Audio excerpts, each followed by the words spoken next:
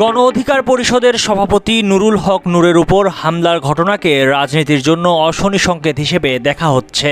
রাজনৈতিক অঙ্গন থেকে বলা হচ্ছে, বাংলাদেশের স্বাধীনতা সার্বভৌমত্বের বিরুদ্ধে এটি ষড়যন্ত্র। একই সঙ্গে ঘটনার আইনসম্মত তদন্তের দাবি উঠেছে। 29 আগস্ট গণ অধিকার পরিষদের সভাপতি নুরুল হক নূর হামলার শিকার হন।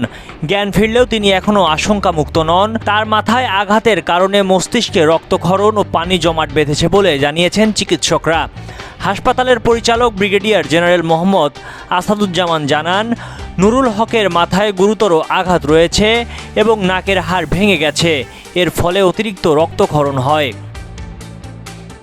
গণ অধিকার পরিষদের সভাপতি নুরুল হক নূরের ওপর হামলার ঘটনায় তীব্র নিন্দা জানিয়েছেন বিএনপির ভারপ্রাপ্ত চেয়ারম্যান তারেক রহমান।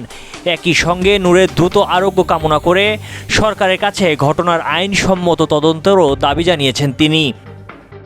অন্যদিকে বিএনপির যুগ্ম মহাসচিব শহীদ উদ্দিন চৌধুরী অ্যানি বলেছেন, নূরের উপর হামলা কারা করেছে এটা খুঁজে বের করতে হবে। এটা আরেকটা ষড়যন্ত্র। এই ষড়যন্ত্র বাংলাদেশের বিরুদ্ধে, এই ষড়যন্ত্র বাংলাদেশের স্বাধীনতা সার্বভৌমত্বের বিরুদ্ধে, এই ষড়যন্ত্র সামনে যে ফেব্রুয়ারিতে নির্বাচন হওয়ার কথা সেই নির্বাচনের বিরুদ্ধে। সাবেক ভিপি নুরুল হক নূরের শারীরিক খোঁজ খবর নিয়েছেন বাংলাদেশ ইসলামী ছাত্র শিবিরের সভাপতি জাহিদুল ইসলাম। নূরের উপর হামলাকে রাজনীতির জন্য অশনি সংকেত বলে মনে করেন তিনি। জাহিদুল ইসলাম বলেন, এই হামলাটি অত্যন্ত মর্মান্তিক। এ ঘটনায় বিচার বিভাগীয় তদন্তের মাধ্যমে দায়ীদের শনাক্ত করে আইনের আওতায় আনতে হবে। এদিকে জাতীয় নাগরিক পার্টি এনসিপির উত্তরাঞ্চলের সংগঠক নাজমুল হাসান সোহাগ বলেছেন, এটি দেশ নিয়ে গভীর ষড়যন্ত্রের অংশ।